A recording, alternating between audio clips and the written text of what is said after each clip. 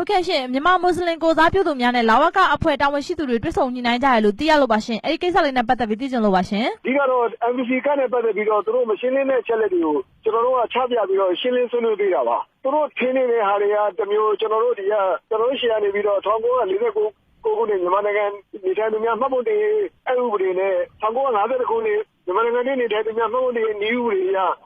MVC ကပ်ပေါ့နိုင်ငံသားစစ်သေးခံရမယ့်သူတက်တကကပြရဲ့ရပိုင်ခွင့်တွေတာဝန်တွေသူတို့ရဲ့တာဝန်နဲ့ရပိုင်ခွင့်တွေကိုရှင်းပြလာပါဗျာသူတို့ကဒီဟာလေးလိုချင်အဖြစ်ဘလို့အကျိုးမြတ်ရမယ်ဘလို့အထောက်အကူပြုလို့ဆိုတော့ရှင်းပြလာပါဗျာဒီမှာသူတို့ပြောထားတာဒေါအောင်ဆန်းစုကြည်ရဲ့ညွှန်ကြားချက်နဲ့ပေါ့နော်ဒီ MVC ကတ်တွေနဲ့ပတ်သက်ပြီးတော့ပြည်လည်မှုတွေရသွားပြီလို့ပြောတယ်အဲ့ဒါရောဘယ်လိုပုံစံမျိုးပြည်လည်မှုရသွားတာလဲရှင်အမေက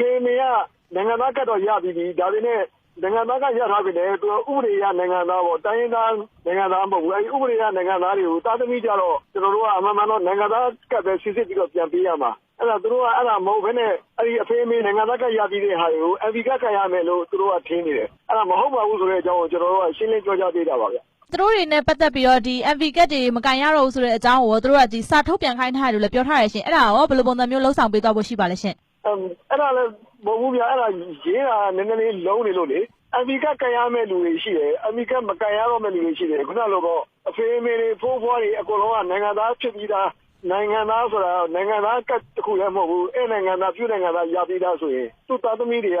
MV ကကန်ဖို့မလိုဘူးအဖေအမေတွေကိုလည်း MV ကကန်နေရသေးတယ်နိုင်ငံသားစစ်စစ်ဖို့လို့ဆောင်နေတော့မယ်ဆိုရင်တော့သူ့သားသမီးတွေကလည်း MV ကပဲကန်ရမယ်ဗျအဲ့တော့ MV ကအားလုံးမကန်ရဘူးဆိုတာတော့မဟုတ်ပါဘူး MV ကကန်ရမယ်ဥပဒေကအကျုံးဝင်တဲ့လူတွေက MV ကကန်ရမယ်ပြီးတော့မှသူတို့82ခုနှစ်နိုင်ငံသားဥပဒေရစစ်ပြီးတော့မှသူတို့နိုင်ငံသားကတ်တမျိုးမျိုးပြန်ထုတ်ပေးမှဖြစ်ပါတယ်ဒီကိစ္စတွေနဲ့ပတ်သက်ပြီးတော့သူတို့တွေရှင်းရှင်းလင်းလင်းနားလည်အောင်လို့ဆရာတို့အနေနဲ့ဘယ်လိုမျိုးထုတ်ပြန်ပြောဆိုသွားဖို့များရှိပါလဲရှင်အဲ့ဒီအရာကျွန်တော်တို့ညွှန်ကြားချက်တွေဥပဒေတွေဘယ်လိုခေါ်မလဲဒီဥပဒေတွေညွှန်ကြားချက်တွေပါထုတ်ပြီးသားဖြစ်တယ်ဗျာဒါပေမဲ့ဒါတွေကကြံ့ကြလာတော့တချို့ကလည်းမသိတာသဘောမပေါက်တာတွေရှိတာပေါ့နော်အဲ့ဒါကြောင့်ကျွန်တော်တို့ကအဲ့ဒါတွေကို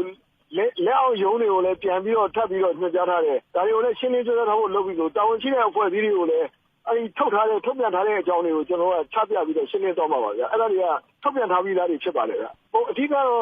သူတို့ထင်အောင်ထင်မှားဖြစ်နေတဲ့ဟာတွေကမဟုတ်ပါဘူးဆိုတဲ့အကြောင်းကိုကျွန်တော်တို့ကအာမခံပြီးရှင်းတာပါပဲအဲဒီသူတို့ကဥပဒေရနိုင်ငံသားတွေကသူတို့ကစိုးရိမ်နေတာတိုင်းရင်းသားနိုင်ငံသားတွေပုတ်တဲ့အတွက်သူတို့သားသမီးတွေအမေရိကကန်ရမယ်လို့ထင်နေတယ်ဥပဒေရနိုင်ငံသားဖြစ်ပြီးဆိုရင်တော့ဘယ်လိုပဲအရင်တော့ဘယ်လိုပဲခုနလိုပေါ့တိုင်းရင်းသားမဟုတ်ခဲ့ပြီနဲ့သူတို့သားသမီးတွေကအမေရိကကန်ကြမလို့ပဲနဲ့ဒီနိုင်ငံသားကတ်တမျိုးမျိုးရောက်အောင်တရားလျှောက်ပြီးတော့ဆောင်ရွက်နေတယ်ဆိုတော့သူတို့ရဲ့အခွင့်အရေးတွေကိုရှင်းလင်းပြောကြတာဖြစ်ပါတယ်ဗျဟုတ်ကဲ့ပါဆရာအခုလိုဖြေကြားပြတဲ့အတွက်ကျေးဇူးများတင်ပါတယ်ရှင်